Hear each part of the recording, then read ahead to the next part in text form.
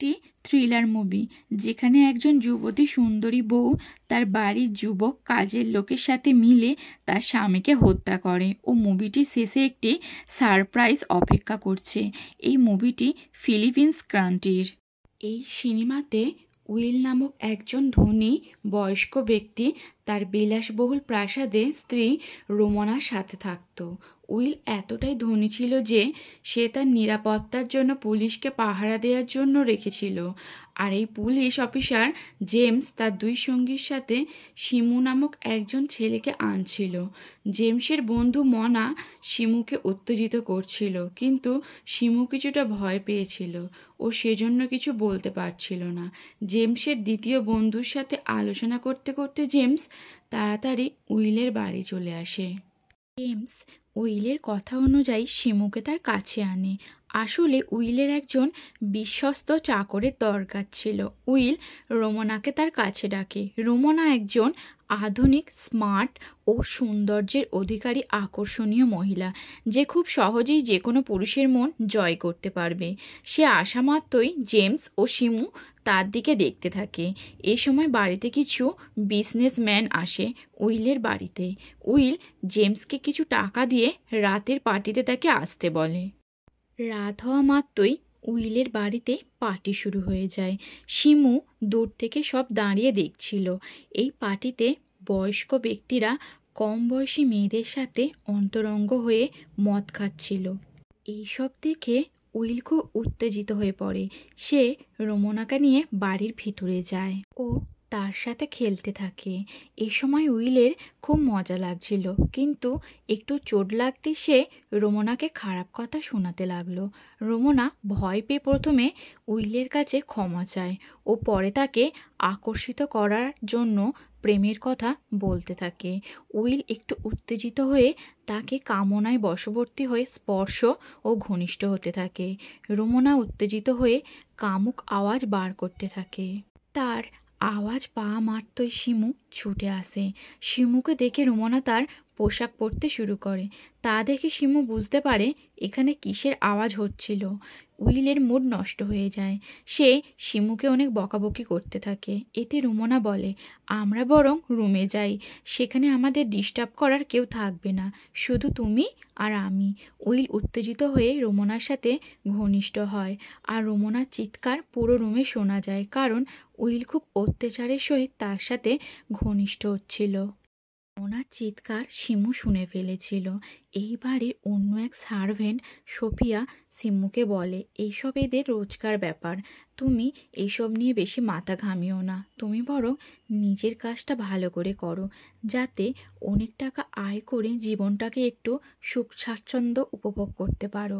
এদিকে উইল এতটাই উত্তেজনার সঙ্গে রোমনার সাথে অন্তরঙ্গ হচ্ছিল যে কিছুক্ষণের মধ্যে সে বমি করে ফেলে। পর সে গভীর ঘুমের মধ্যে চলে যায়। রোমনা নিচে এসে সোফিয়াকে উইলের জামা চেঞ্জ করে দিতে বলে। রোমনা চলে যাওয়ার সময় শিমুকে দেখতে থাকে। শিমুও রোমনাকে দেখতে থাকে। দুজনের চোখের মধ্যে অনেক কিছু ছিল যা তারা বলতে চাইলেও বলতে পারে না। পরের দিন শিমু সুইমিং পুল পরিষ্কার করছিল।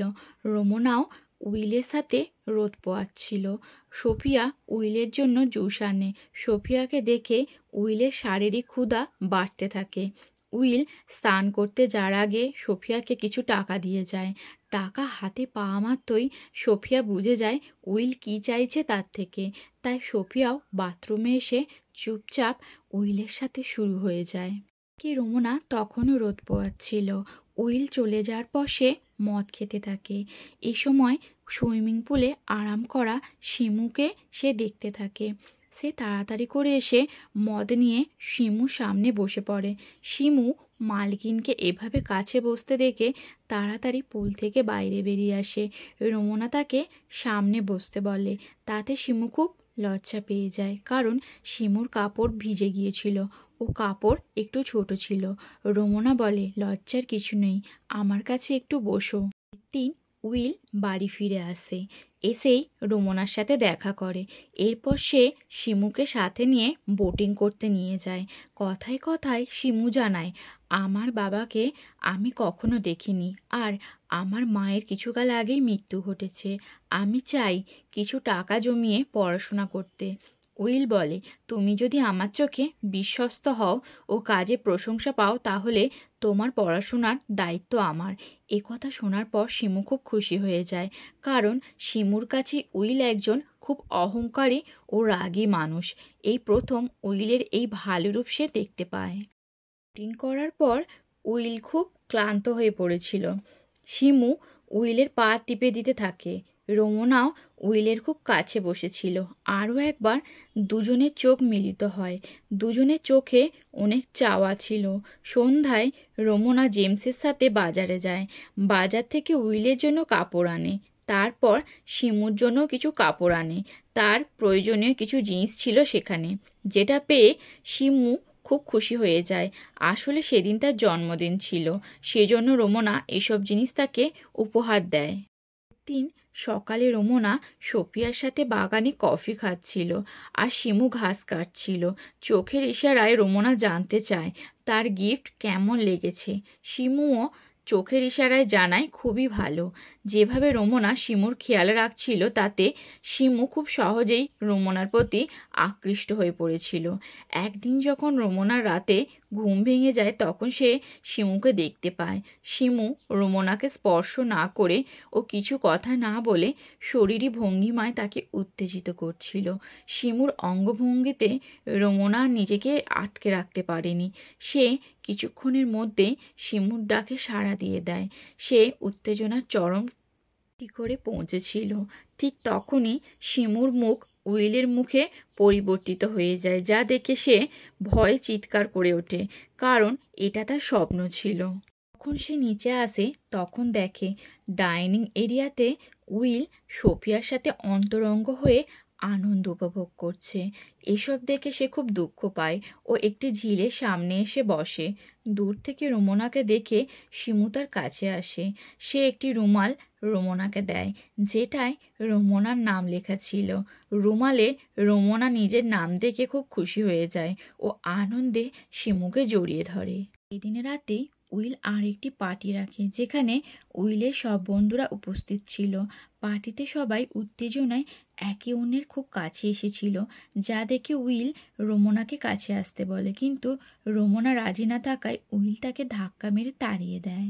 রাতে রোমনার কথা ভেবে শিমুর ঘুম আসছিল না। এই সময় সোফিয়া আসে ও বলে উইল তাকে ডেকেছে। শিমু যখন উইলের রুমে আসে তখন সে উইলকে মদ্যপ অবস্থায় হাতে বন্দুক নিয়ে দাঁড়িয়ে থাকতে দেখে। সে শিমুর দিকে বন্দুক তাক করে দাঁড়িয়েছিল এবং বলে, আমি যখন বাড়ি থাকি না তখন কি তুমি আমার বউয়ের সাথে শারীরিক সম্পর্ক করো? শিমু উত্তরে না জানায়, কিন্তু রোমনার কান্না দেখে কিছুক্ষণের মধ্যেই সে বুঝতে পারে উইল নিজের রাগ মেটাতে রোমনাকে নিচু দেখাতে চায়, তাই সে কিছু না করেও চুপ থাকে। ওকে অনেক কথা শোনানোর পরও উইল রোমনার কোমল শরীরে নিজেকে স্থাপন করে ও তাকে জোরপূর্বক ভোগ করে শিমুর সামনে। রোমনা সকলের সামনে উইলকে না বলায় উইল খুব অপমানিত হয়েছিল। এই জন্য সে রোমনার ওপর নিজের রাগের জ্বালা মিটিয়ে নিয়েছিল। উইলের যাওয়ার পর রোমনা ও শিমু কান্না করতে থাকে। পরের দিন সকালে যখন উইল অফিসের কাজে বাইরে চলে যায় তখন শিমু কাজে খুশি হয়ে উইল শিমুকে কিছু টাকা দেয়। সন্ধ্যায় যখন শিমু ঝিলের হাওয়া খাচ্ছিল তখন রোমনা তার কাছে আসে ও ধরাধরি খেলা খেলতে থাকে। এরপর তারা শিমুর রুমে যায়, নিজেদের কামনা বাসনা মেটায়। রোমনা প্রেমের সহিত শিমুকে নিজের কাছে করে টানে। এটা প্রথমবার ছিল শিমুর কাছে। এই জন্য এরপর থেকে যখন উইল বাইরে চলে যায় তখন রোমনা ও শিমু নিজেদের কাজ শুরু করে দেয়। সোফিয়া এসব কথা জানতো, কিন্তু রোমনার খুশি দেখে সে চুপ করে থাকে। যখন শিমু রোমনা একসাথে ছিল, রোমনা শিমুকে বলে, তুমি এখান থেকে বেরিয়ে নিজের জীবন নতুন করে শুরু করো। কিন্তু শিমু তাকে ছেড়ে কোথাও যাবে না। রোমনা বোঝায়, আমরা একসাথে পালিয়ে গেলে উইল ঠিক আমাদের খুঁজে বার করবে, তারপর আমাদের খুন করবে। এসব শুনে শিমু জানায়, আমরা যদি উইলকে মেরে দিই তাহলে কেমন হবে? রোমনা বলে, নিজেদের ভালো থাকার জন্য আমরা উইলকে মারতে পারি না। একদিন উইল তাড়াতাড়ি বাড়ি ফিরে আসে। তাকে দেখে সোফিয়া শিমু ও রোমনাকে জাগিয়ে তোলে। তাড়াতাড়িতে রোমনা বাথরুমে যায় আর শিমু জানালা দিয়ে পালিয়ে যায়। যখন উইল রুমে আসে তখন সোফিয়া জানায় ম্যাডাম বাথরুমে আছে। এ কথা শোনা মাত্রই উইল বাথরুমে চলে যায়, রোমনার সাথে নিজেকে মিশিয়ে নেয়। জানালা দিয়ে পালিয়ে সে শিমু জেমসের সামনে এসে পড়ে, কিন্তু জেমস তাকে কিছু বলে না। এরপর সোফিয়ার সাথে তার দেখা হয়।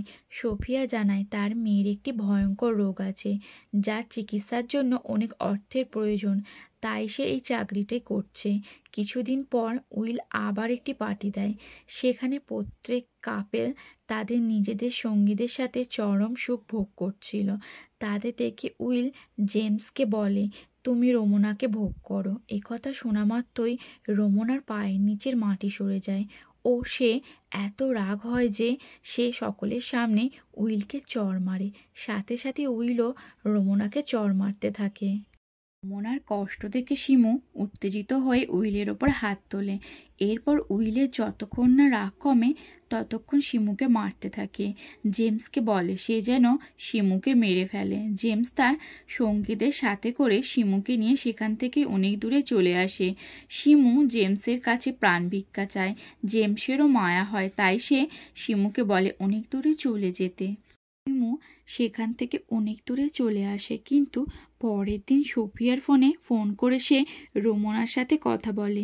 শিমুর কাজের জন্য উইল কাউকে বিশ্বাস করতে পারে না। সে সোফিয়াকে নিজের কাছ থেকে বার করে দেয়। সোফিয়া সেখান থেকে বেরিয়ে এসে শিমুকে একটি পার্সেল দেয়, যেটায় কিছু টাকা ও সাথে রোমনা তার বাড়ির চাবি পাঠিয়েছিল। রাত হতেই শিমু চাবি খুলে উইলের বাড়িতে ঢুকে পড়ে, হাতে একটি ছুরি নেয়। এ সময় উইল রোমনার সাথেই ছিল। পেছন থেকে শিমু ছুরি দিয়ে মারতে চাইলে উইল তার দেখে ফেলে, শিমুকে মারতে থাকে। এরপর উইল শিমুকে কিছু করতে গেলে তা আগেই রোমনা ধারালো ছুরি দিয়ে উইলের বুকে অজস্র আঘাত হানে। উইলের মৃত্যু হয়। পর উইলের লাশ তারা একটি চাদরে মুড়ে টাকা পয়সা নিয়ে একটি বোটে করে সেখান থেকে পালিয়ে যায়। নদীতে লাশ ফেলে দেওয়ার পর যখন সকাল হয়ে যায় তখন তারা দুজন কিনারায় নামে। তাদের সামনে জেমস দাঁড়িয়ে ছিল। জেমসকে দেখে শিমু ভয় পেয়ে যায়, কিন্তু রোমনা শিমুকে ছেড়ে জেমসের কাছে চলে আসে। আসলে এই সকল প্ল্যান জেমস ও রোমনার ছিল, কারণ উইলকে মেরে তার সমস্ত সম্পত্তি তাদের হবে।